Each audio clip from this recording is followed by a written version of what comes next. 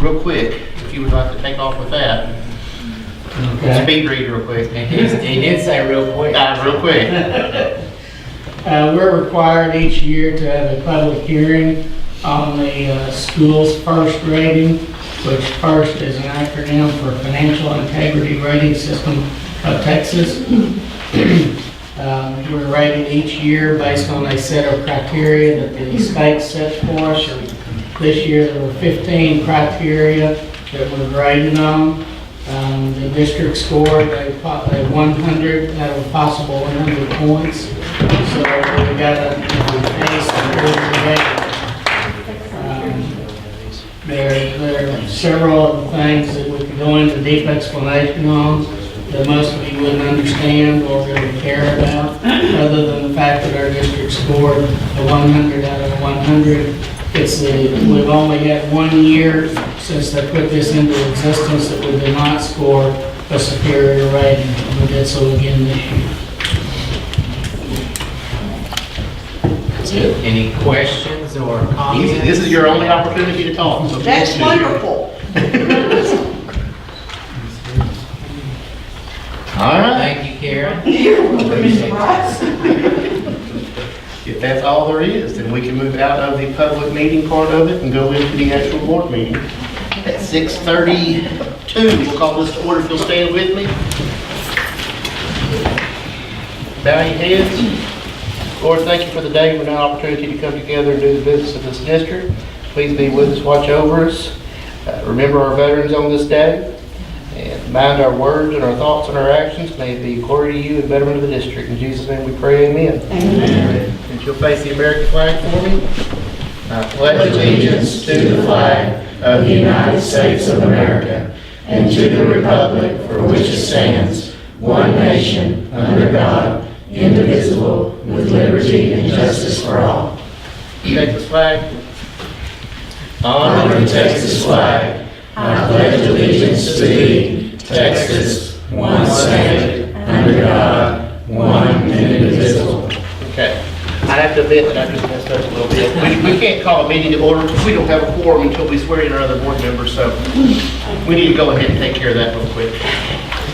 Okay, we're going to swear in tonight Eddie Shawn and Leslie Thurston. Before we do that, they're required to sign a statement of officer, and I'm just going to read you Mr. Franklin's. We're going to swear him in at the next meeting.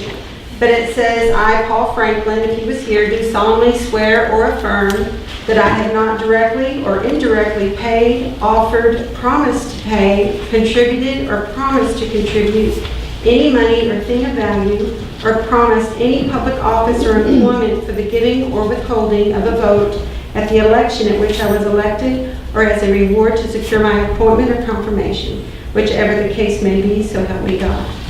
So they have to sign before they come, and I'm going to ask Coach Shawn to come first. Thank you, sir. And if you're ready, your right hand. And repeat after me.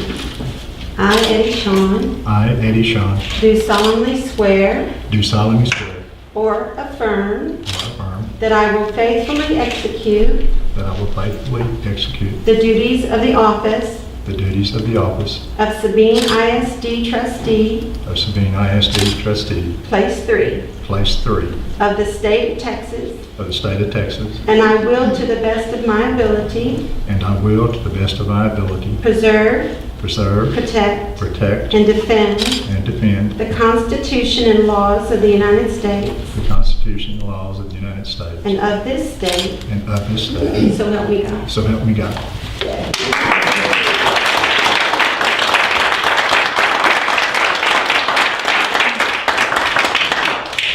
You sign your life away right there. I signed up for a 3-year term, 14-year term. That's kind of late.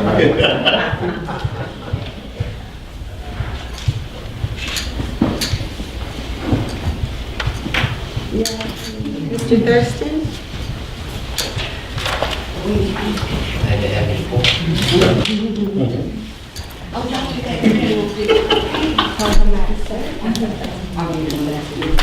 If you'll raise your right hand.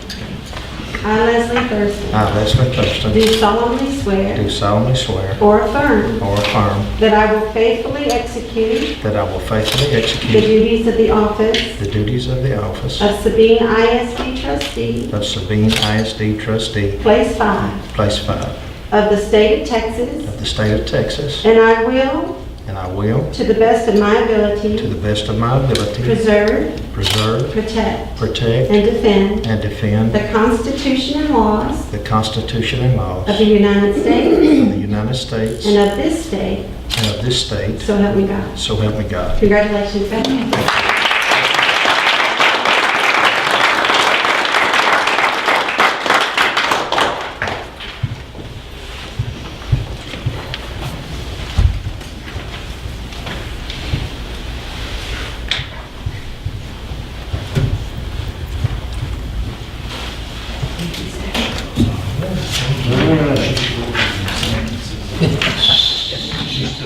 Now that we have a quorum, I will call the meeting to order at 6:37.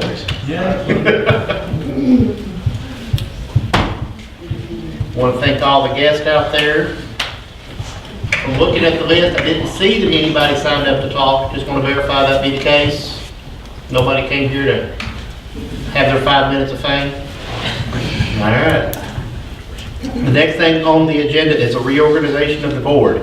So what we do is every election, after the election, we get a board members seated, that we actually go through and elect the president, vice president, and secretary.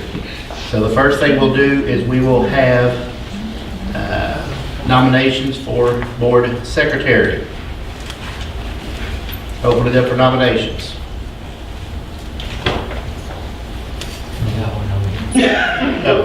I'm reading, I'm sorry.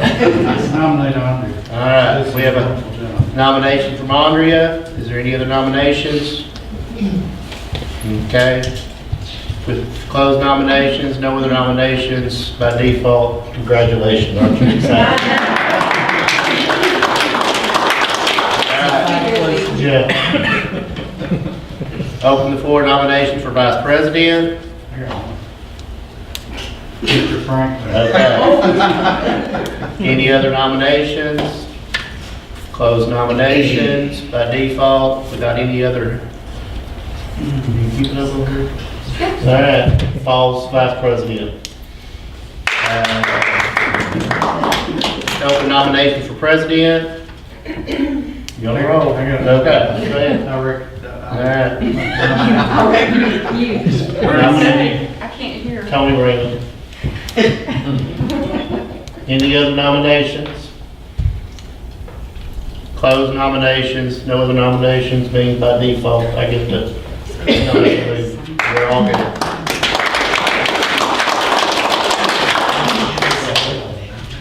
Who else would help? You got this, right? I got it. All right. So, information item 7A.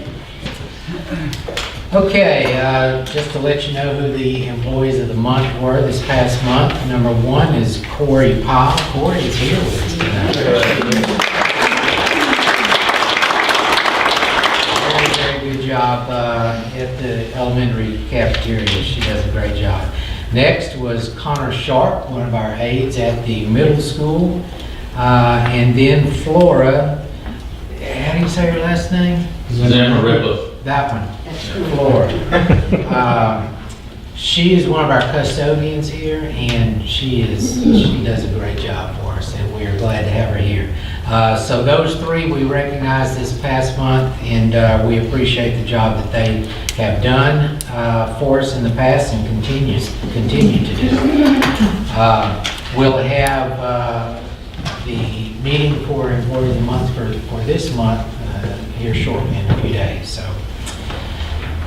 And then we'll move to accounts payable. Anyone have any questions to bring up on the accounts payable?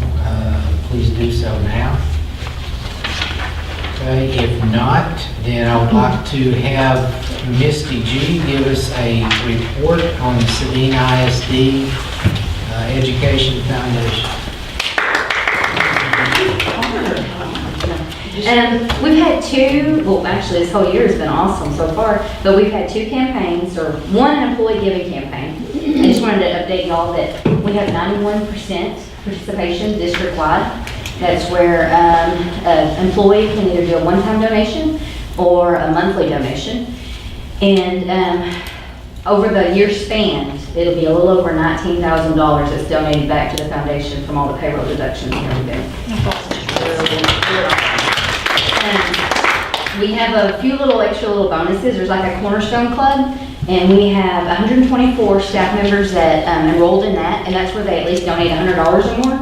And so they get a little foundation shirt. So the first Monday of each month for the rest of the school year is Foundation Day. So you represent the foundation with your t-shirt, and the bonus is you get jeans too. So any teacher's happy when you get to wear t-shirts and jeans. But anyway, that's a little bonus for that. And then the big one that I wanted to tell y'all about was Rock the Foundation this year, which was totally awesome. We had it at the Bates Farm. So I need to tell Andrea and Sean, who's not here right now, thank you for and Mike Clements was an event sponsor too. And we had a total of about 30 table sponsors. We threw a little VIP party for some of the platinum sponsors this year. We had roughly about 65 people, I think, that went to the VIP party. We had a barbecue dinner, a live auction, Dag Nabbit played, it's a band, and so there was a lot of things going on. The live auction alone made over $41,000 that night. So the total for the foundation was a little more than $75,000 is what we raised. I have to thank well, one thing I was going to tell you about the auction, I know some of y'all were there, but Bidding Wars was over a VIP parking spot at the elementary. And some of y'all that don't have elementary students, parents cannot stand the pickup line. So Miss Bass, Even though it's perfect. even though it's perfect, I mean, the system is flawless. So Miss Bass, what she does every day for the rest of the school year is she'll walk their child to the car. Well, I don't know if anyone watched Storage Wars, but that's totally what it felt like. I mean, there was like bidding going back and forth. And one parking spot sold for $3,500. And so of course, I had already asked Miss Bass, if this gets crazy, can I do a second one? And I sold the second one for $3,000. So 2 parking spots was $6,500. So anyway, it was. That's not the best part of the story, though. What was the best part? That the lady that bought it works at the elementary and the kid can't leave anyway. But it was a good cause. But I'm working on the grant process now. We're going to do a workshop, and I'm telling all the teachers, just everybody apply, because we have so much that we can give back now that can go straight to the classroom for some awesome things. So anyway, I want to tell anybody that was here that's part of it. I have directors in the audience. Thanks for everything. 'Cause it was, considering that storm, I didn't know what the outcome was going to be that day, but it turned out really, really awesome. So thank y'all. Thank you, Miss. You and David won Kilgore Center for it was awesome. Also, on, what Missy reported, the faculty, the percentage that actually participated in giving this year was 91%, and that's amazing. I mean, that's a lot. I'm proud of the fact that everybody jumped in and supported the foundation. And the other thing is, Misty is really good about talking about everyone else, but Misty did a fantastic job.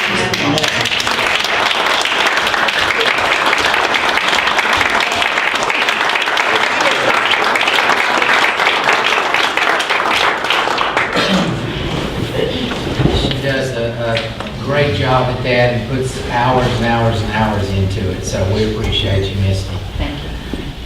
Okay, next, just like to report on our board team building and our Senate Bill 1566 training. Make sure you have it on your calendar. That will be in here December the 3rd at 5 o'clock. So Our trainer will be here and ready to go at 5 o'clock, so be sure to be here at that time. And it will be a 3-hour training. We will have, if things go right, Cindy and I are supposed to make gumbo again, so. No, it's just more than somebody. So we're gonna do that. Potato salad, yes, yes. So anyway, be sure to have that on your calendar because you get the double whammy on training hours that night, so that's good. And then the next thing that I want to look at is campus news. Our principals probably want to talk about what's going on their campus, some of the recognitions for kids and things like that. I will say that at the middle school campus, Mr. Reeves is over here at a basketball game that's going on, and Ms. Cantrell is here to report for that. So let's start with the high school. Mr. Pepper, do y'all have anything you want to report on activities going on? Well, there's quite a bit taking place. The LDE stuff for our ag department, they've been competing already. Had a really good turnout, really a lot of good success at the Harvest Festival when they did that. Our UIL teams are kind of getting into full swing with competition on the different meets and events. So we just had several teams competing last Saturday. The football team finished up Friday night. Had a very good season, very competitive, did a great job. The kids really represented our high school team very well. Of course, basketball is kicking off. Got practice underway there. So just a lot of good things at the high school. Ms. Cantrell? Same thing with the middle school. We got lots of stuff going on. We just ended football season this last Thursday. Unfortunately, they got rained out and didn't get to finish their last game. But we added twirling this year, so our majorettes did a really good job this year, as well as all of those other activities involved, band, cheerleading, and steppers. We have a student today win an award at Fillmore College for her Veterans Day art project that she submitted. She got a $50 prize for winning that. We've also had 2 students entered to win Artist of the Week through our Artsonia online art showcase website that we use. So it's really neat. Our parents can get online and look at their students' art and order cups or paintings or lots of different stuff through that. And through that website, people can vote for top artists. And we've had 2 students selected so far this year as artists, or to be selected as Artist of the Week. We just started basketball. We have girls basketball going on right there in the middle school gym, and boys basketball will start their first game after Thanksgiving. Very good. Thank you. And at the elementary campus, we just came off a very successful Harvest Moon Carnival. We weren't competing with the foundation, but we made $10,000. And you know, elementary is elementary. We've got UIL coming up December the 11th, and all I have to say is Thanksgiving and Christmas. That just excites us all. So we don't have any ball games or anything, but it's going well. We're having a good time. Well, you have a play going on. And it's a circus. Yes. No circus, but yeah, no ball games. And there is a 3rd grade play going on. Yes, a third grade play is going on right now. Okay. And I do want to remind everyone, tomorrow night is Honor America Night at the stadium. There'll be a few people over there. Yeah, with hot dogs and drinks and all up starting at 6 o'clock, and then the program itself begins at 7 o'clock. So $5. Yeah, $5 to get in. That buys you Hot dog. chips, hot dog, and drink. Yeah, Used to get that. and entertainment. And a fireworks show and singing and band and all the fun stuff that goes with it. All right. So the next thing we're gonna do some rearranging. Ms. Jax has another appointment she needs to get to, so we're gonna bump you up a couple of notches. There you are. If you'd like to go ahead and do your part now.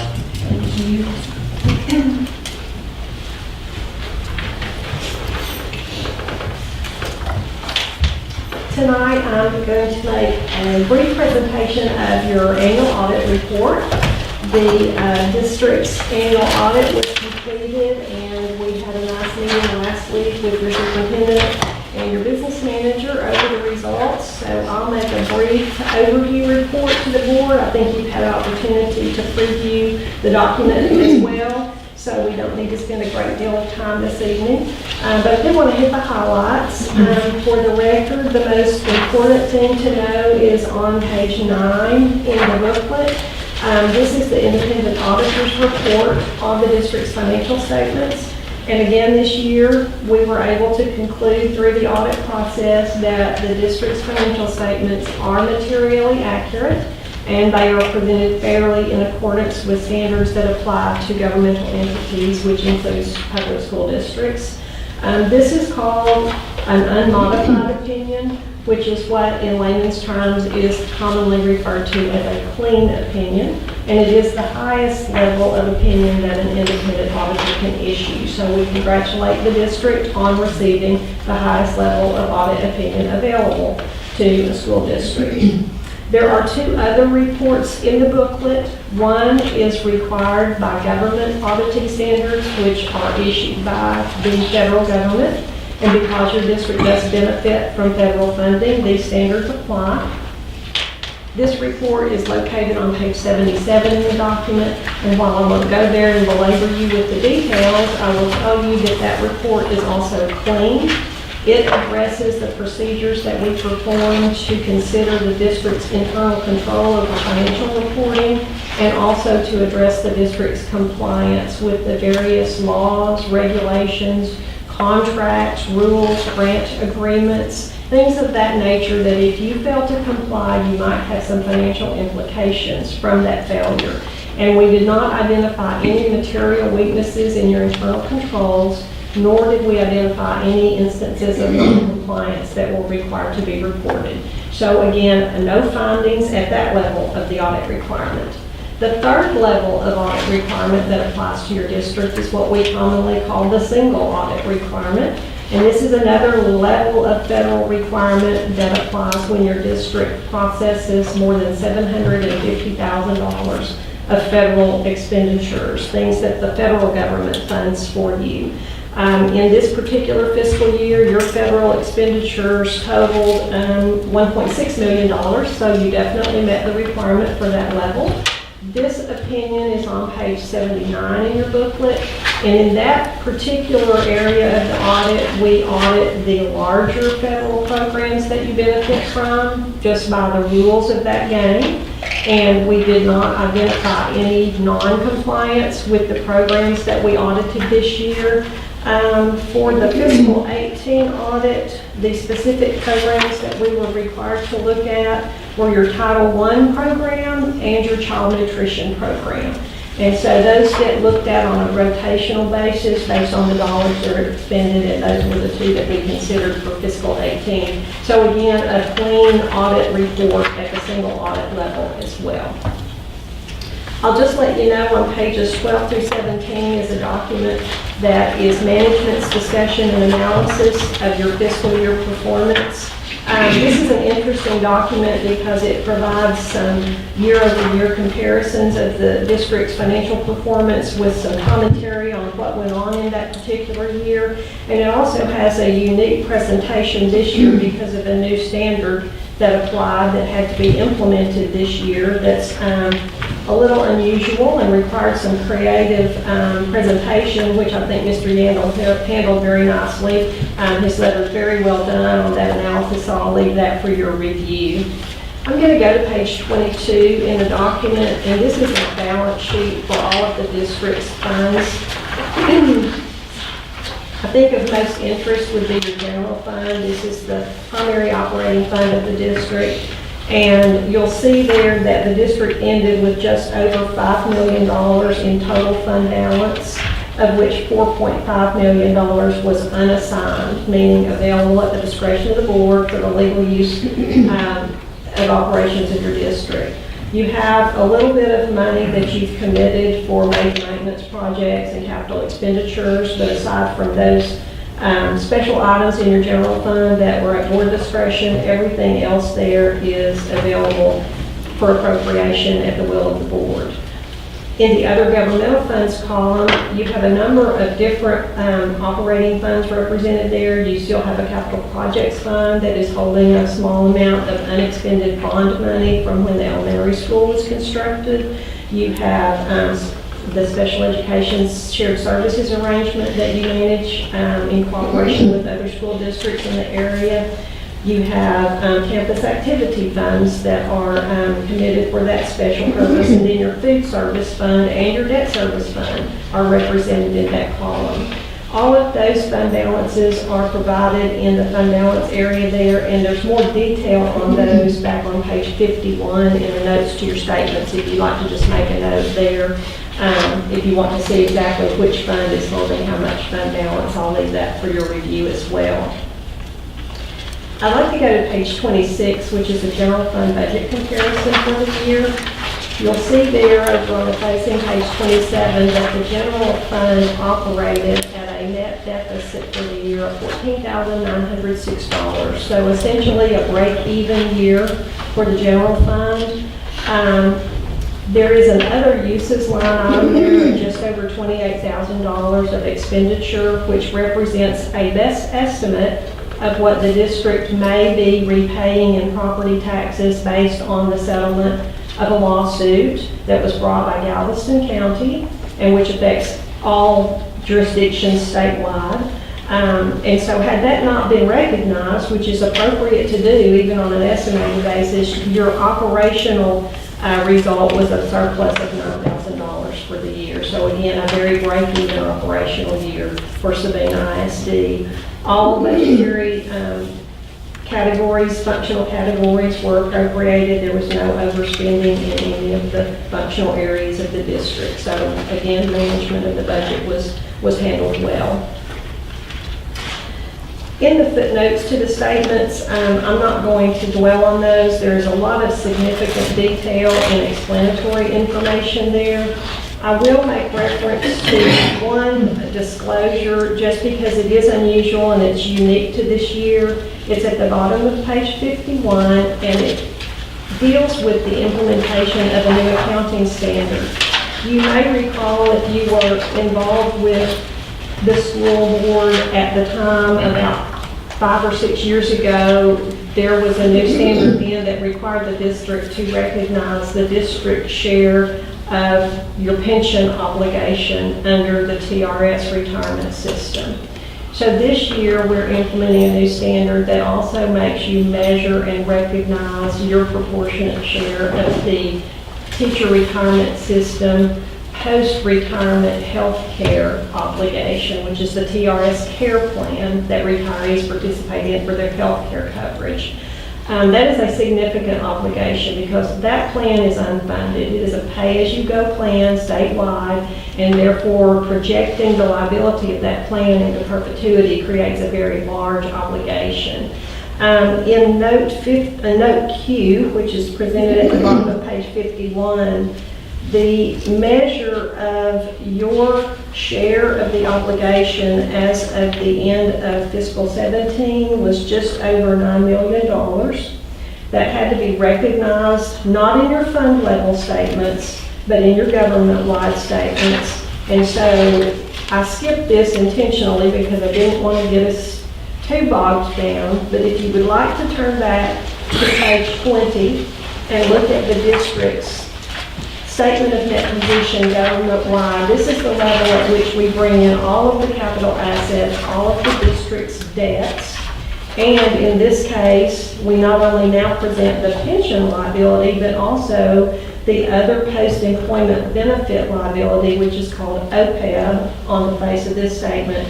At fiscal end June 30, 18, that liability for you was $5,185,000. You can see the impact of that in your financial statements. If you look at the district's net position, all the way down that presentation of net position, you wound up, because of that, having a deficit of unrestricted net position.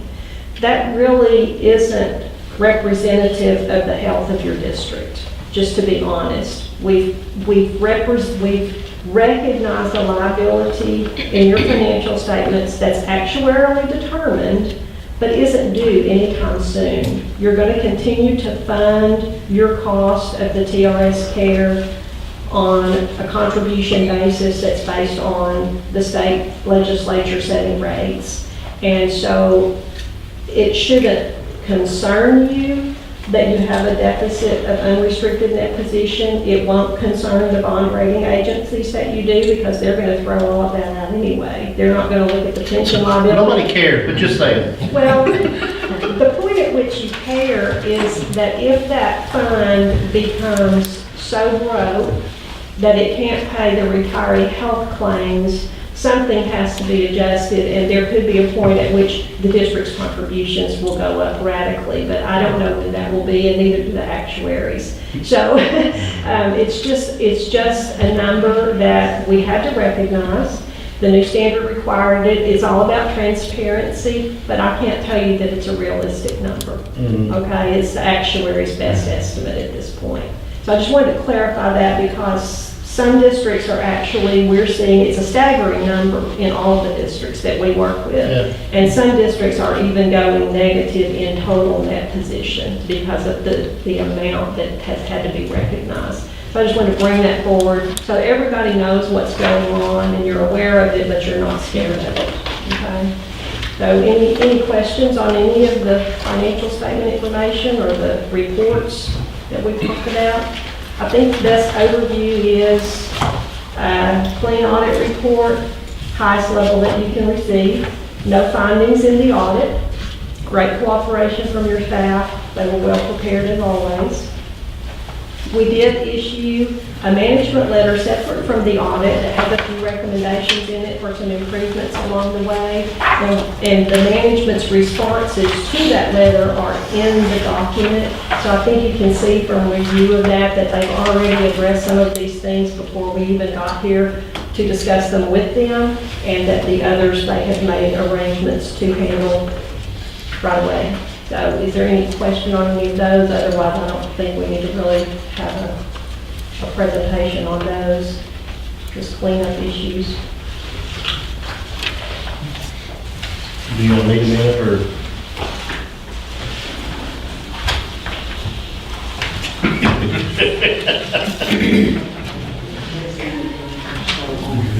All right, we get a recommendation? Recommendations to approve the audit as presented by Mr. Jones. Now get a motion for approval. Coach Sean, get a second. Dave, Leslie. Any discussion? All in favor? Okay, unanimous. Thank you, Ms. Jackson. Thank you. Thank you, Kevin. I said, who's Linda was 68.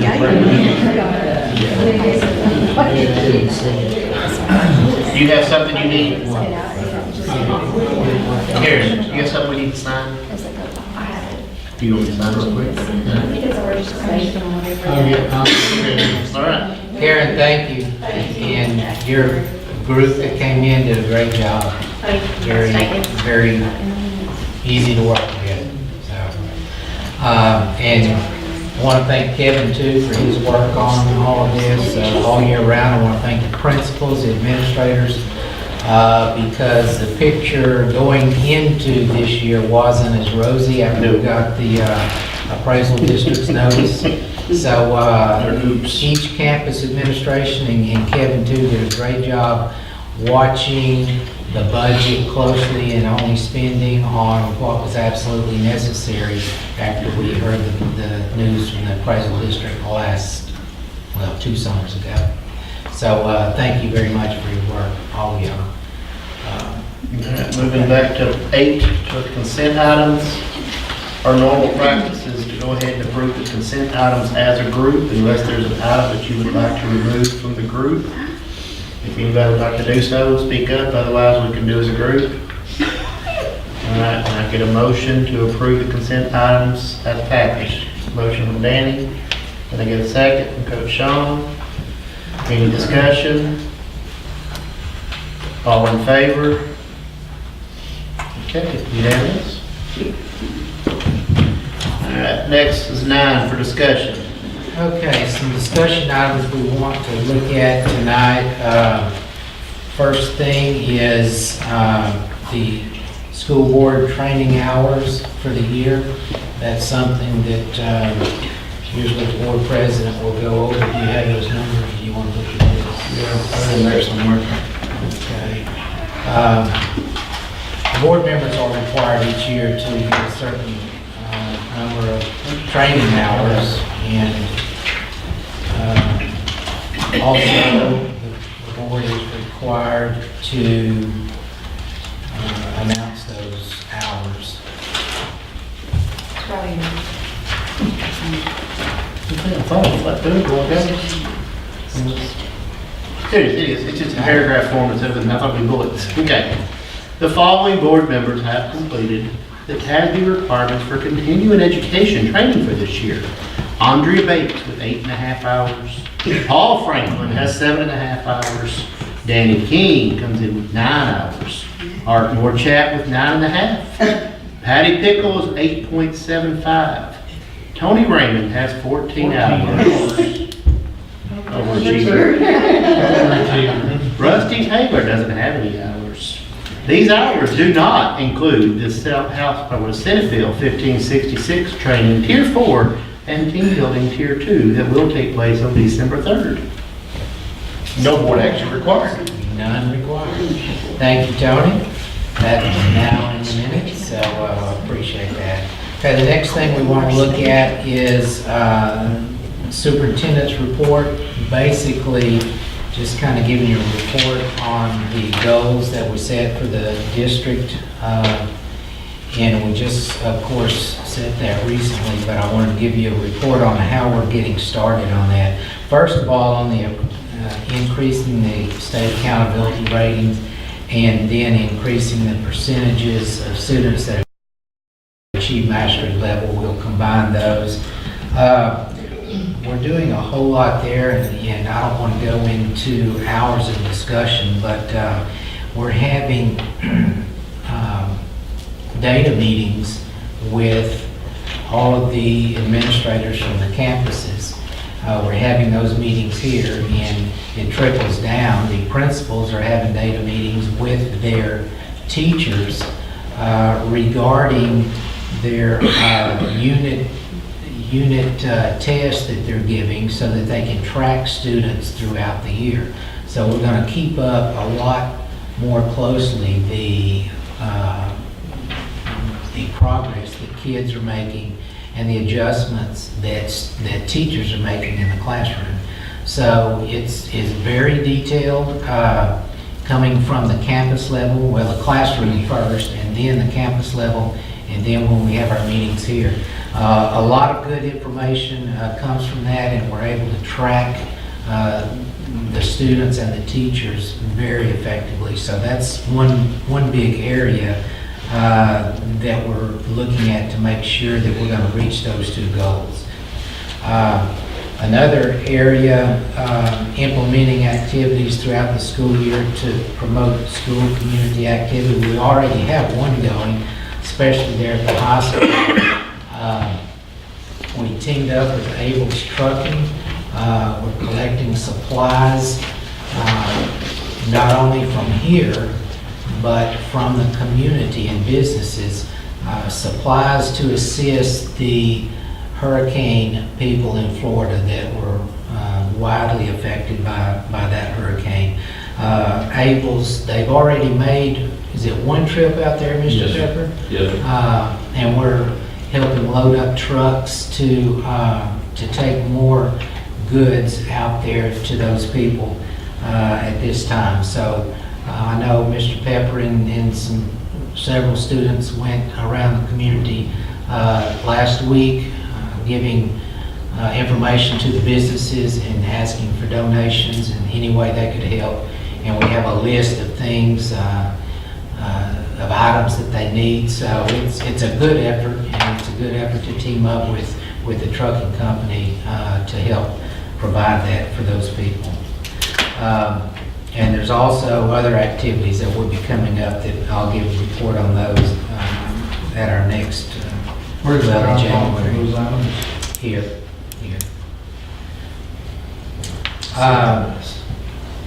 And the media coverage, that's why we invited Mr. Draper here tonight, you know, to have positive media coverage. But no, seriously, we've designated a single person on each of the 3 campuses that's going to be responsible for getting some articles together, pictures together, and get those over here to Central so that they can be sent to the newspaper. So we can try to ensure we get adequate coverage for our kids, because our kids do a lot of positive things. We want to make sure we recognize them. Not only our students, but our teachers too. So kind of narrowing it down to the campus, having one person responsible for getting that in will help us streamline that immensely. One other goal is to increase the number of innovative course offerings. We are looking, number one, we're working with KC to expand what we already have. In fact, I have a meeting with them tomorrow again to look at some of the courses that will be offered for this next year on areas that we can team together. And also, we're looking at other vendors for some dual credit opportunities that could very much help our students. And in looking at other vendors to do that, that will not exclude KC from anything. We're still going to work with KC because they're a big part of what we do with our dual credit at our high school. So we are looking at other vendors to just supplement that, and I think that's going to work out very well. You know, one concern, or not concern, but one goal is to maintain our facilities, and one thing that we want to do is continue to maintain the old elementary building, the portion that's still remaining over there. So I've asked Ken to meet with me on a monthly basis to cover the major points that we want to get done each month.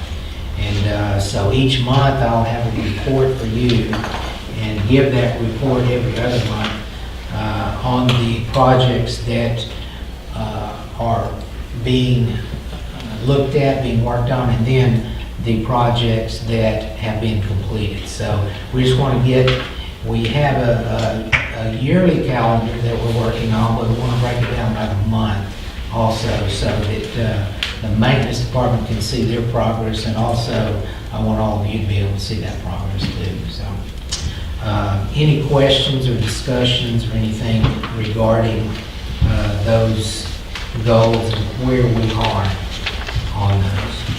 What is the first month that we do a quarterly review? January. So when y'all were here for that, right? We said that on a quarterly basis, pre-established on this month, he will come back with a quarterly review of where we're at, what we got going on, what we completed. So every quarter we will have a superintendent goal update. Okay, the next thing on the list, I will jump over C, the technology report, simply because the softball field update will take about 5 seconds. Okay? It's wet. It's been wet, So- still wet. We should have voted on that. I know. If we would have just voted on it in July, we'd have a wet summer. As soon as y'all took action on that, it started raining. So we do have another construction meeting Thursday at 10 o'clock. And that is basically to kind of adjust and rework the schedule, because it has been absolutely a mess over there. So, and I will bring an updated schedule to you after we meet Thursday. New approved version? Yes. And going back to C, I know the board, you know, you always approve the monies that are spent for our budget, and a lot of it has to do with technology. We We use some of our title money for technology and things like that, but there is a plan in place, and there has been a plan in place, and we work that plan consistently so that we make sure that we provide our kids with every tool that they need in order to be successful at the next level. So I asked Randy to give us a presentation on the status of our technology in the district.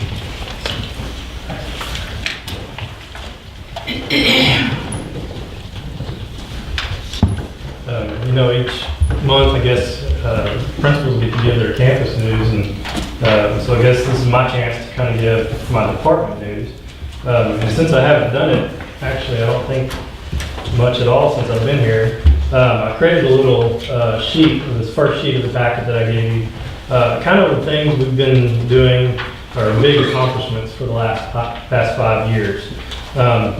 So I just want to kind of go through these really briefly. I won't take much time, and then we'll move on to some other things in there too. But like Mr. Bryce said, we have a lot of money spent through regular budgets, through Title I. We do a lot of other projects other ways. So I wanted to kind of just start off with the top left there. We now have a little over 1,600 Chromebooks in our district, for the entire district from K through 12. To break it down just a little bit further, we have, once I get done with this new batch, we will have 1 cart for the kindergarten grade level, 2 carts for the first grade level, 2 carts for the second grade level. But then after that, grades 3 through 5 each have their own classroom set of carts. And I think that's a big accomplishment for our elementary, for our district. And then even further than that, middle school, when I finished with this new batch, which is only 2 carts for the middle school this year, every classroom that needs one will have a Chromebook card in their classroom, designated specifically for that classroom. They don't have to share it with anybody. And then high school, we're very close to that. I think once I finish with this group, we'll have maybe 2 classrooms left that won't have one that are designated for them. They share. We only have 1,400 kids. If we got 1,600 Chromebooks, we have classes without Chromebooks. Well, That don't work. we've talked about doing things different ways. We've talked about doing a one-to-one, but after looking at things, I really feel that classroom set of carts is the way to go. What is that number? I'm sorry? Is that 20, is that 25? Most of them are 25. Yeah, we kind of vary a little bit at the middle school. Some of our classes have some higher numbers, but most of them are average around 25. They can kind of stay in one place. I feel that we'll have much less damage. It's easier for teachers and students to make sure things are going okay. Where are the 200 extra cards? I'm gonna say, if we only have 1,400 kids and we have 1,600. They're going by the classrooms, not the kids' carpets. More So you're just like kids. all 5th grade classrooms in 1025 homes. Well, this number 2 is also, there's some staff in here as well, in this number of 1,600. They're sitting in front of us. Please go back. Okay. Yeah, we've got some in different locations, like the libraries and things like that. So there's some areas where it's not specifically a cart of 25, but we've got library cart or library Chromebooks. We've got staff Chromebooks. We have some. We'll have some in the content mastery, things like that. Not a classroom set, but Chromebooks available to students. So.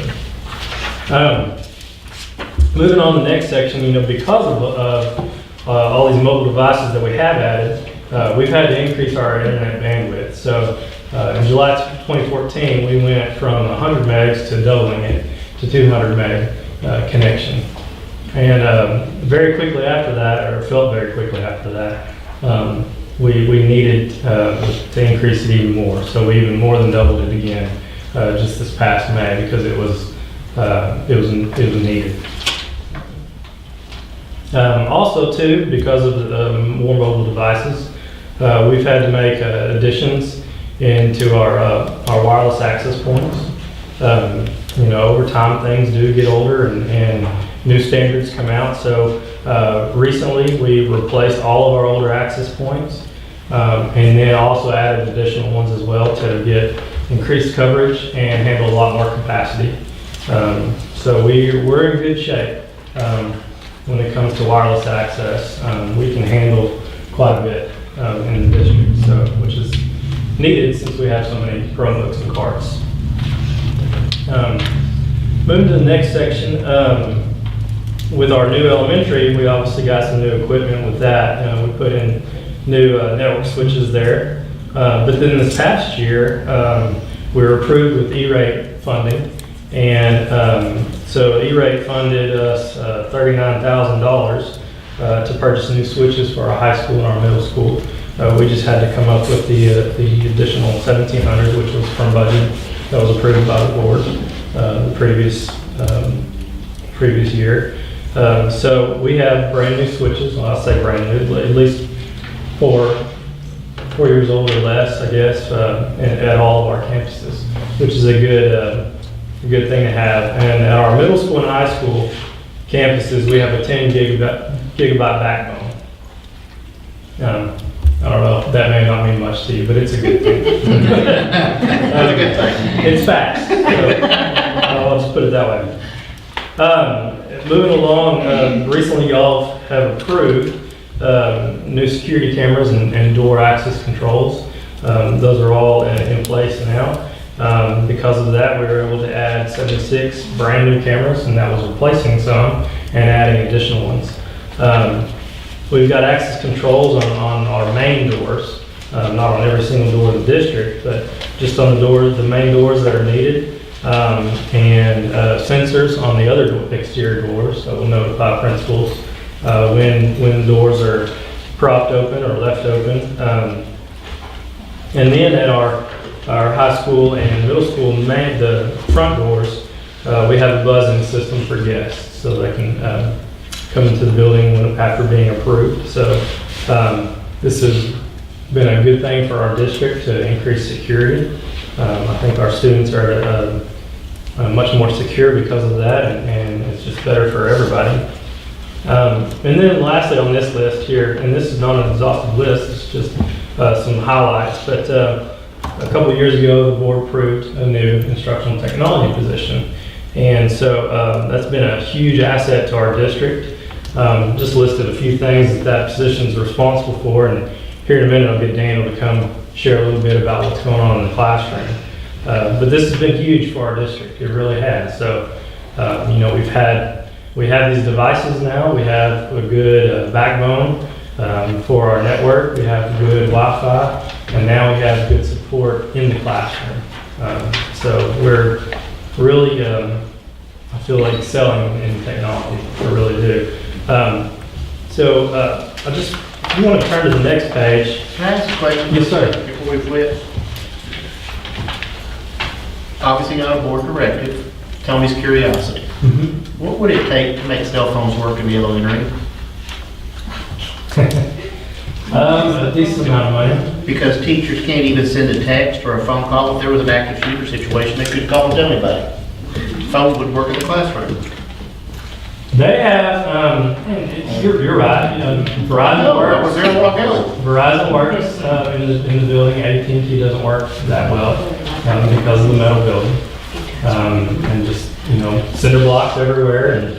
And so we would have to bring in different types of equipment and basically take the signal from outside and extend it to inside the building. But Is it a $5,000, a $10,000, a $50,000? Is there a? I think the last time I've got an estimate, I think it was over $20,000. $20,000. I think so, somewhere around there. I could be wrong, but that was a few years ago. But our teachers, and it's not an excuse, but our teachers do have other forms of communication. I know, I get it. I really do get it, but I'm just, Yeah. it's inconvenient. Sure. it's not $20,000 inconvenient, but it's inconvenient to not be able to use a phone, which is our standard way of communication 98% of the other times. But you can if you're in your classroom or if you're in the cafeteria or whatever. So I would just, if it was something that we could look into, not $20,000 obviously, but I just think it'd be nice to have to be able to use your cell phone in the classroom Yeah. for various reasons. I mean, obviously active shooter is a big one, but it's not the only reason either, so. Yeah, I'll be happy to get updated quotes at any time, but, yeah, it was very expensive. The next page, just to give you a little bit of background, we do a technology survey every semester. We ask our students and our teachers to fill out a survey through a company called Bright Lights, and then we also do one ourselves in-house, just to get a lot of data that we can look at each year and help make decisions and just progress us into the future. I just took one of the reports from that survey, and basically just to show you that things are going well. You know, we do have technology in place for our classroom.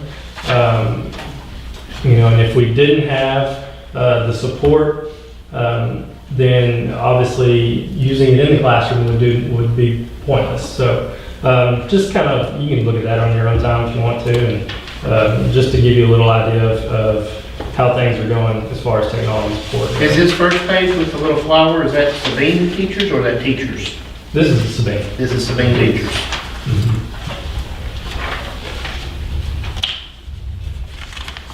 So, with all that being said, I've asked Daniel Rich, our instructional technology physician, to come and share just a little bit with you about what's going on in the classroom regarding technology. And I'll hand it over to him. Are there any other questions about Do y'all have any technology in general before he comes?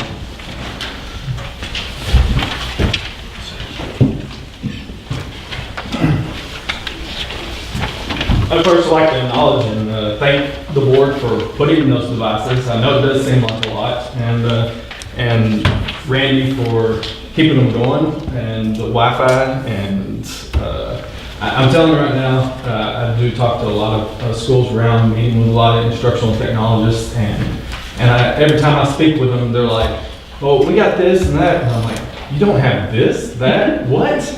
How do you function and do your job without basically with everything that you guys offer us?" And I really feel like this district is ahead of the curve, and I really appreciate y'all keeping it going in that direction. So it makes my job easier. Without that stuff in place, you really wouldn't need my job, to tell you the truth. But now that we have all these devices, there is a need for me. I mean, seriously, just to be completely honest. Just create job security. So one of the things that I noticed when I got into this job, first of all, I do have technology in my title, but instruction is really kind of the focus. I am a teacher, and when I go into classes, my job is to teach, and technology is just the extra, okay? One of the things that when I got into this profession, nobody told me how to do it, and there was no answers of what you're supposed to do and how you're supposed to direct this job, and because it's fairly new across the state of Texas, about 5-6 years. This is my second year going into it.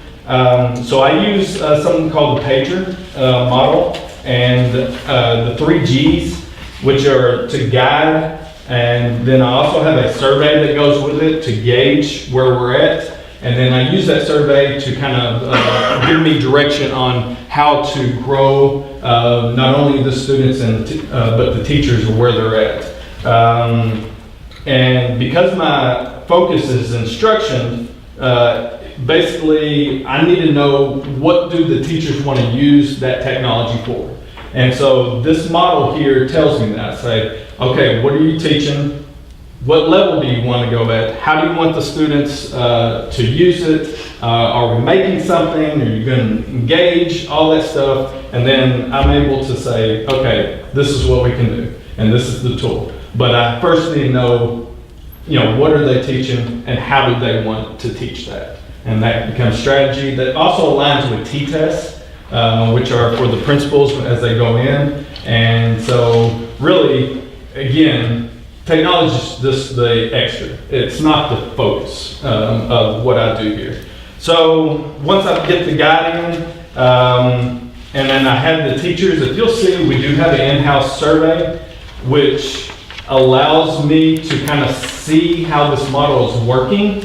Our first goal was to establish, first of all, we want to make sure all the teachers were familiar with G Suite, which is our Google. And basically, it's our driving force in this district. If you don't speak Google, it's kind of hard to operate. A lot of Microsoft people, they don't want to talk. iPhone, but this is a Google-driven district, so that was one of my main jobs, was to infiltrate and filter out Google. So whether they liked it or not.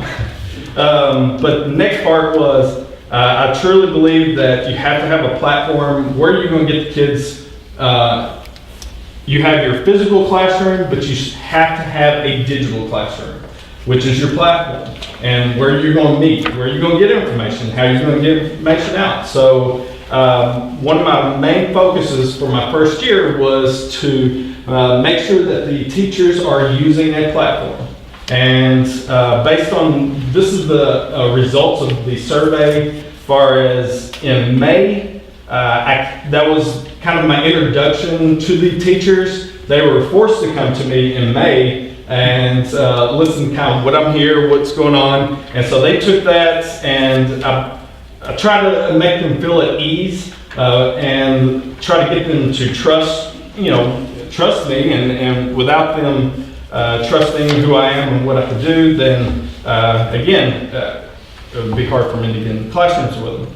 But I'm very pleased from May to 17 to March 18 on each of these questions that we were asked. Basically, are they establishing a platform? And we did see a lot of results. And I am positive and confident that when I give this out in March again, that these results are going to be way to the right, extremely well. They're using them. There's not many classrooms I go into now that's not using some kind of platform like Google Classroom, a digital classroom for their students to get to. And that was really my main focus for that year and a half. And so now that it's we're establishing that, we will move on and try to get to the next level. And but I'm excited. Where we're at and what these results are offering. Oh, and the last couple of pages are again the grow part in the 3 Gs. This is based on the survey, the in-house survey that I had them take. This allowed me to kind of narrow the focus on what are the teachers needing, not because just some brand new tool came out. There has to be a purpose. And Pager allows me to give them levels, what they're comfortable at, a purpose, what to offer, and hopefully they will continue to grow based on that information I continue to get from that survey. So, all right, questions? Awesome. Thank you, Daniel. I appreciate it.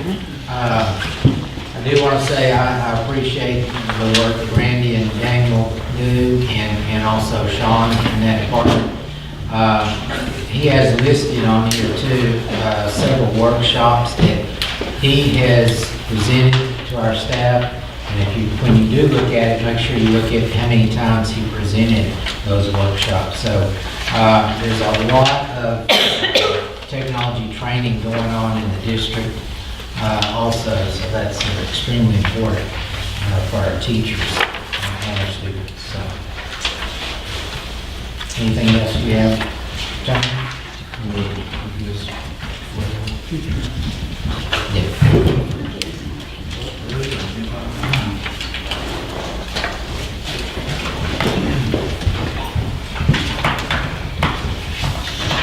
Just for the folks playing along at home, it's the questions asked, how well do you integrate technology to deliver class objectives and directions through a management system of some sort? A year ago, only 21% of our teachers that responded said that they did somewhat, either level 4 or 5. That number increased to 34% in March of 18, 12.5-point upswing on that one. To the other ones, how well do you integrate technology to deliver class assignments, resources, and content through a learner management system? In May of 17, only 18% of responders said that they did either level 4 or 5. March of 18 went up to 40%. So more than double, 22-point increase. How well do you integrate technology by having students turn in their work through a learner management system? Again, to have a 4 or 5 was only 18% last year. It was up to 40%, another 22%. So numbers are doubling in some places, about the number of people that are accepting technology significantly better than what it was a year ago. So I appreciate it, I really do. And I think Daniel is correct in what he's saying. The survey this March will. Yeah, you do it again in March of 19, because I think, as anything else, as you get more confident, you get more comfortable, and as you get more comfortable, you start trying new things, and it snowballs. So, and everybody else around is thinking, I can't be the only one not doing this. You have to participate. 2 years ago, or I guess 3 years ago, when we started Chromebooks, we didn't have too many people using them the way they needed to be used right away. I mean, because there's a learning curve. But now, it's a standard in their classroom. It really is. And we have very few teachers that aren't using it, and very few that aren't using it the way it's intended to be used. So I think we're really excelling as a district with our use of technology, but not just the use of it, but preparing our students for the future. Well, it's all in the application, and that was one of the TABB classes that I went to a couple of years ago. Make fun of, okay, everybody stop what you're doing, put your books up, we're gonna use technology now, pull out your Chromebook so we can say we use technology. Okay, put it back up so we go back to teaching again. And that was the example that they were given, that a lot of schools do. When they went one-to-one and gave everybody an iPad, that doesn't mean they used them. And how many of those failed, and how much money did they waste in doing so? So I feel like we do have a much better handle on what we're getting accomplished, just based on what the teacher surveys are turning in. And of course, I have kids at 2 different campuses, so I get to talk to them and how often and what do you do with them and those kind of things. So yeah, I'm very, very pleased with the progress. And if you take a look at a lot of these districts that did do a one-to-one initiative, the majority of them have taken them back, for various reasons. And that's also too why I feel like our classroom set of cards is the way to go, and I feel like it's helping them use them more and the way they're intended to be used. So things are going well here at Sabine. All right, thank you guys, appreciate it very much. Okay, next, Campus the action improvement. item will be campus improvement plan. And all of you have received the campus improvement plans prior to coming tonight, so go ahead and, y'all go ahead and read them. The campus improvement plans, like I said, you had the opportunity to look over those. One thing you'll notice on these plans, if you didn't get a chance to look in detail at them, just know that in these plans, you will also find things, activities that address the goals that we set in here that I just went over a little while ago. But activities on each campus that will address these goals. So our district goals are tied in to the campus goals, and of course those campus goals are tied in to individual teacher goals and principal goals. So it all works together.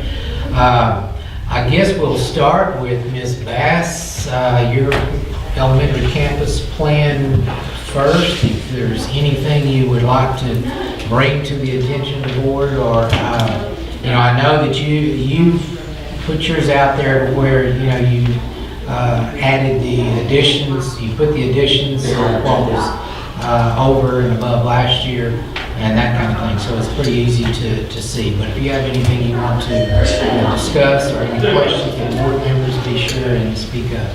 Now, I based really some of the goals that I added to the campus plan based on Ms. Bryce's goals, and several of those things were to, certainly to excel to the mastery level. And under each category, I put a mastery level goal for our campus to improve. So they're different percentages.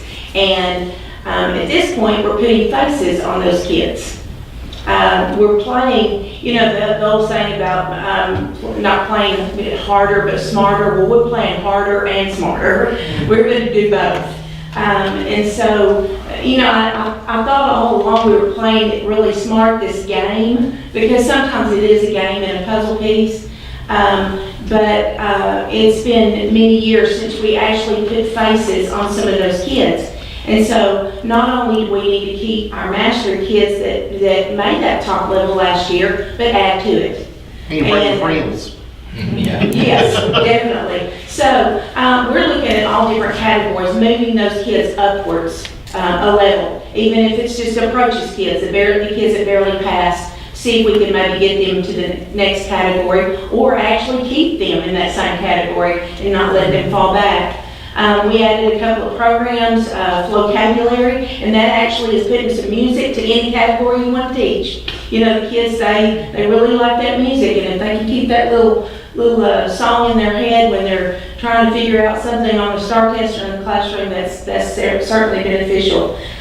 We added Education Galaxy. It's another just a tool that can go across the board from math, science, social studies, all across the board to just fill in some gaps. It's a computer program. They can push out lessons in Google Classroom or an activity out of Ed Galaxy into Google Classroom and play that game. So it's, just again, another avenue to use Chromebooks, another avenue to capture them through a game type thing. We also added another question bank to our unit assessments. We've had questions in Teach Resource System and TAG, and we're using Aware, and it really opens up a whole new test bank, and it is in the STAR type format. So we're really utilizing that to create some good unit assessments.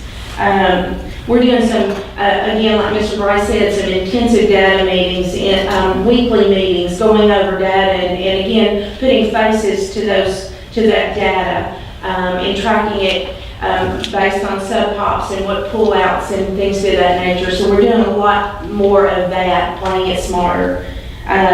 We've got, at the very beginning of the year, we started a writing alignment, an intensive writing alignment.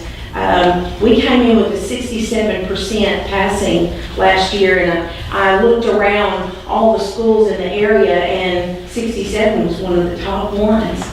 And so Ms. Skinder, one of my writing teachers, really did some hard work and wrote down some schools that we would like to go visit, and we found out we were in the top 7% at 67. So that tells you a lot.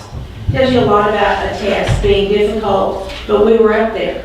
We were up there, even with 67. So I said, no, that's not exactly what we would like to be, but we had to certainly clap for them because they really did work hard just to make the 67.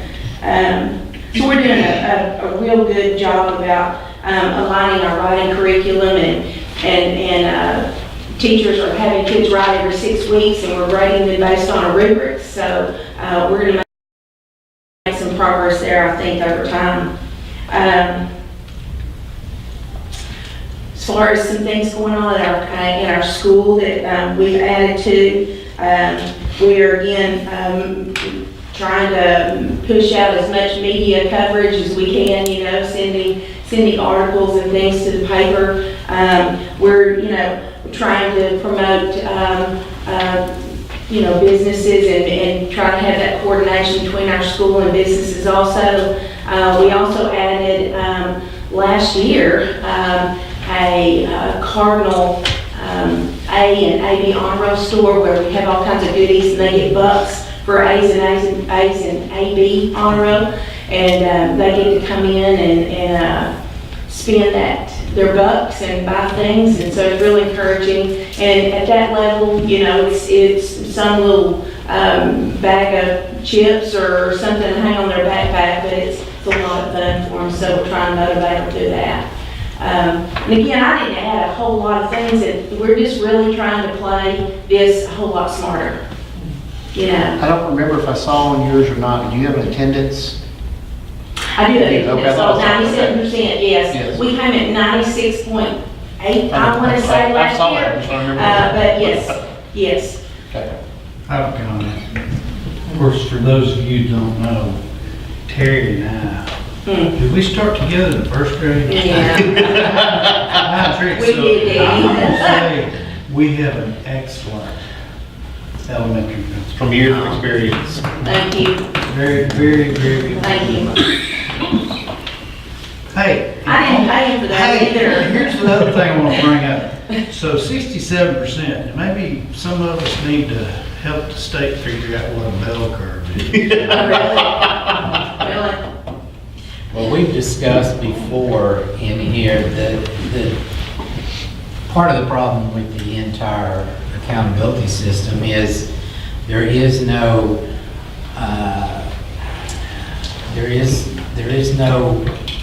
conscious effort by the system to create multiple tests at the same level of difficulty. The difficulty level is different on each test, which makes no sense. But that's where the state is, and that's where we are. Exactly, you can have, I believe it was history at the secondary level, the average, state average was 90%. And the state average in fourth grade writing was 61% or something like that. So that tells you where they are on that, so anyway. Writing is very much a challenge because of our texting too. You know, kids are in communication factor. They're not getting really deep with their writing. It's just, you know, went to the restaurant and ate. You know, well, okay. How many pages that? Expand. Yeah. What's wrong with that? And all the little acronyms No, that this go is a along great with writer. the texting. All right, thank you, Ms. Bass. Okay, next, let's hear from Ms. Cantrell, the middle school. All right, same thing, we aligned our campus plan with a lot of the district goals. One of the big ones being raising mastery. So in looking at our campus improvement plan, there was a lot of different areas we could do that. Last year, we implemented tutorials for everybody, just trying to make sure we met every student's needs. And this year, it's perfect for us to change that focus instead of just pushing everybody from the bottom like we learned in our training, pulling everybody from the top. So really challenging those kids who we know are going to pass to reach another level, getting those kind of in the middle ground up to the next level, and then again, working with those on the lower level. So that was a big focus in our campus improvement plan. We got some technology to go with that. We got Learning Farm, which is an online program based on the student's needs. So if somebody is at a higher level, it gives them higher level questions to kind of get them to the next level. When you have somebody struggling, it kind of builds on those skills that they're missing. So it's dynamic in how they answer questions on what kind of information they'll be getting from that program. Still all aligned with the TEEPS. We also added Odyssey-ware, which gave us 2 new elective classes one for our 6th grade and one for our 7th grade. For our 6th graders, it gives them just overall technology skills, learning keyboarding and some of those basic things, and implementing some of the Google, technology, terminology, and things like that. For our 7th grade, it added a career explorations class. So they're getting to spend time learning about different careers, and through that, we implement some community involvement. We are looking to we've already gotten some speakers and looking to get more speakers from the community to come talk to these kids about different careers, the paths that they had to take to get there, and just kind of get that involvement going as well. And of course, we have our Facebook page, the school newspaper, all those things that we are pushing, a lot of different media outlets for. We redid our SMS news. We created I guess, kind of another web page that parents can go to that we constantly update and gives current information for our parents as well. And I think that's about all the changes that we have. But I can. I know Mr. Reeves would still be talking and telling about all these other changes, but I believe you. Those are all the highlights. Everything else is There you go, outlined yeah. for kids. No, there's some good things going on at the middle school campus. I appreciate what y'all are doing. Did y'all get your makerspace? Is your library thing set up yet? We just got our 3D printer going, so we are still working on kind of some of the construction in that Some of the area logistics that of we're getting going worked out? to do, because we Okay. kind of moved some testing rooms and some materials as far as that's involved, but yes, we're very excited to get that going, and we've got a lot of ideas stirring on how to use that and some other things on our campus to improve student achievement as well. Okay, thank you very much. All right, Mr. Pepper. Of course, we incorporated as well the superintendent's goals when we looked at our accountability, when we looked at state testing, took a look at our different subpopulations and how we can improve that, how we can move kids. Our training that we did here on campus was very beneficial to us. And then we took our teachers to Region 7 in October on the 1st and saw that same training. Maybe the graphic, the one visual, that they used in that was probably the most beneficial for our teachers to see how moving those kids from approaching to meets and masters and how those numbers change and how to get more credit. So that's been good for us. Of course, our teach resource system that's already been in place, we're utilizing that for those unit assessments that Mr. Price talked about. And the component that we've added this year, which actually came from one of our high school teachers, once she had given her first unit test, she came to me and sat down with those reports and was able to kind of give me an idea of what was going on. So we kind of incorporated that with all of our teachers. So they complete a summary. What are the challenges that you see that our kids face, and how do we plan to spiral that back in and help our kids to improve moving forward? So that's been very helpful to us. What will come out of that, hopefully, through our last departmental meeting was not last week, but the week before, in visiting with mainly the core subjects and talking about some team teaching and the ability for us to use some of our own professionals here on campus. Once we've seen some of those unit assessments and we kind of know where the struggles are for our kids, utilizing some of the people that have expertise there to go into that classroom for a couple of days to attack whatever that might be, whatever the weakness might be. Our attendance, of course, we're kind of twofold. We have some other components that we've addressed. I want to give credit to Ms. Richard, our assistant principal, who started an attendance competition at the high school, which we just rewarded our juniors on Friday. And basically what we do is we keep track of it. She is keeping track of that weekly, so that the kids, we gave that update on last week, this morning in the announcements. But that's already in a year back, looking back at last year, this time we were at 96% and we're already at 97%. Our goal is 98%, so we're not there, but we're going to continue to stress that. We have opportunities. We've already utilized Saturday school to help our kids get back in compliance, should they be having an attendance issue. And we're also creative in the ways that we let them make that up. If a kid has early release or late start, they can come in and get some of that time made up as well, because obviously our kids at the high school are very involved with athletics, extracurricular events, issues at home, where they have to help out with siblings and jobs and all of that. So we try to be creative and look for different avenues for them.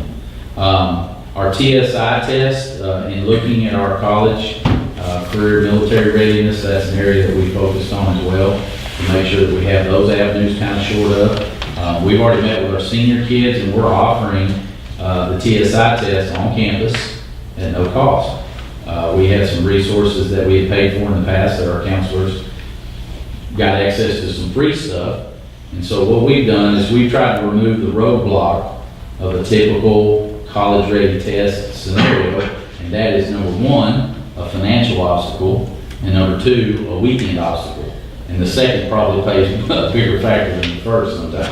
For You kids. when you go take a test on a Saturday? Exactly. So we started. Like Saturday. We pushed that out, first of all, in classrooms, in a small classroom setting, to our clientele that we knew were going to struggle with that idea. So we met with our seniors probably 2 weeks ago in the auditorium, and I said, look, I have taken away every reason for it's going to happen on campus. There's no cost, and it gives you an opportunity. And I played, some of our kids think I'm going to work, and they'll tell you, I'm going to be driving a truck next year. I'm going to be in construction. Of course, you always hear the oil field thing. But I tell them, what if you go to work for a company and then 2 years later you've made a good hand and they want you to go to Kilgore or to Tyler to get some type of further training to go into management type position. You'll be college ready when you go to do that, and they won't have to be looking at those remedial classes. I met with Kilgore College. They're revamping. We had our Coach Taylor, who oversaw the college prep course. Last year, he's already traveled with the folks from KC in their math department, and Miss Stevens, who is our math teacher at the high school out of the two, and they're looking at revamping the college prep course for next year. So we're looking at changes in that and how we can make that more beneficial to our kids as well. We've had English teachers that attended the Writing Academy. Equipment ISD reached out to us. They had brought in that training there on campus, and we had the opportunity to send our English 1 and 2 teachers to that Writing Academy last week. I've also reached out to some experienced teachers, veteran teachers in math especially, to come in and help us in the classroom. And that's kind of a team effort. Once again, I feel like some of our folks have been on an island when it comes to that one subject being tested, and so I want to make sure that they're getting the support that they need. I do want to tell you, I appreciate very much the new camera system. Ms. Richard did not get the opportunity to experience much of the old camera system. She don't know any better. But she saw enough, I think, to know. But this is a major upgrade. The door lock system has been a big hit for us on the high school campus. We, of course, as middle school and high school and elementary, have looked at that standard response protocol, the I Love You Guys program. We went and saw the gentleman who lost his daughter. He presented at Region 7 last week. So we continue to utilize, I piggybacked on Mr. Reeves and Coach Cantrell. We use a QR code now to identify if we have any students missing, and we use that for the first time. So a lot of good things taking place. One of my biggest focuses at the high school is better improved communication with our community, but also our parents. This has come out of conversation with parents in my office. For instance, the TSI letter that we sent out to our parents, and I asked, did that letter make sense? And they said, well, I saw test on the top and it went in the trash can. So there's twofold there. One, are we getting out good information? And two, when they get that, is it presented in a way that doesn't automatically, red flag, turn them off to that kind of stuff. The site-based decision-making committee for me has been very beneficial in terms of talking about scholarship. How do our parents get information on that? Our counselors already have a lot of great resources, but we're looking at that. And then I'm going to piggyback on something that our technology guys were talking about. Our parents, and the ones I've talked to, and this is true, when we went to school, our kids come home and we think, where is your textbook? Where is your folder? Where is your worksheet? That kind of thing. And a lot of our kids don't do that anymore. Through the Google Classroom, that has changed. And helping our parents to understand that will be beneficial too. So I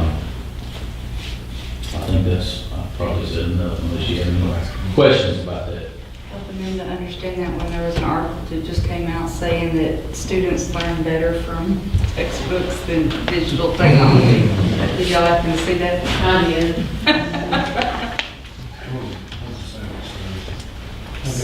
I don't know. I don't know about all that. Some of us though, when we went home, parents didn't ask about where's the textbook, it was, where's the, what was that, the Big Chief tablet? Big Chief.